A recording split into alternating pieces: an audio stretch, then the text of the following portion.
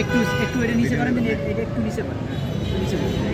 শেখ হাসিনা 2015 সালে বাংলাদেশের যে সংকটময় জায়গা ফেনী এবং চট্টগ্রামের মিরসরাই মাঝামাঝি, এটাকে বাংলাদেশের চিকেন নেক বলা হয়। এই সংকটময় জায়গায় প্রায় 900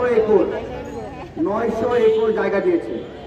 ধরতে পারেন ঢাকা বিশ্ববিদ্যালয়ের বড় একটা এরিয়া আমরা দেখি না, এর 3-4 গুণ বেশি এরিয়া দিয়েছে, ভারতকে দিয়েছে। আচ্ছা, এই জায়গাটা যে সংকটময় আমরা সবাই জানি না, এটা জানি না।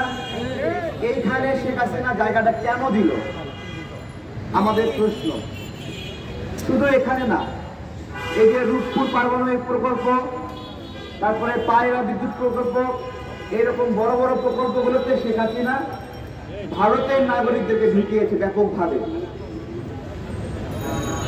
আমরা যে মাঝে মাঝে বলি না 26 লাখ ভারতীয়, এগুলো কোথায়? আখাউড়া যে সড়ক সংযোগ, এইটাতে কোনো বাংলাদেশি নাগরিক কাজই করে নাই, সমস্ত কর্মী নিয়ে আসা হয়েছে ভারত থেকে। এবং শেখ হাসিনা যেদিন পালায় যায়, এই সকল ভারতীয়রা কি যেন অজানা কারণে এরাও পালায় যায়। আমার প্রশ্ন হলো, শেখ হাসিনা যেদিন পালায় গেল, সেদিন ভারতীয় কর্মী এবং ভারতীয় শ্রমিকরা কেন পালায় গেল? সম্পর্কটা কি?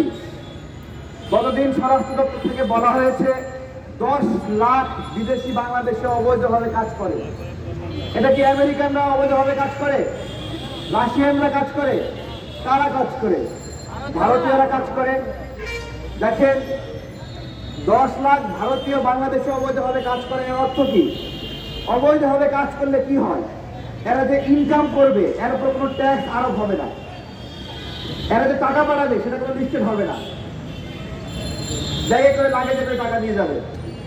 এটা যে বাংলাদেশকে কতটুকু ভিতর থেকে খেয়ে ফেলে, তা আমি বোঝাতে পারবো না। ফেনীতে যে 900 একর জায়গা দিয়েছে এবং চট্টগ্রাম বন্দরের এখানে 110 একরের মতো জায়গা দিয়েছে শেখ হাসিনা ভারতকে। এইখানে শেষ নয়, এখানে অনেক অবৈধ ইন্ডিয়ানরা অবস্থান করছে। তারা বাংলাদেশি পরিচয়ে 2-3 দাম দিয়ে জমি কিনছে। আমার কথা হলো যে 2-3 দাম দিয়ে জমি কেনার অর্থ কি?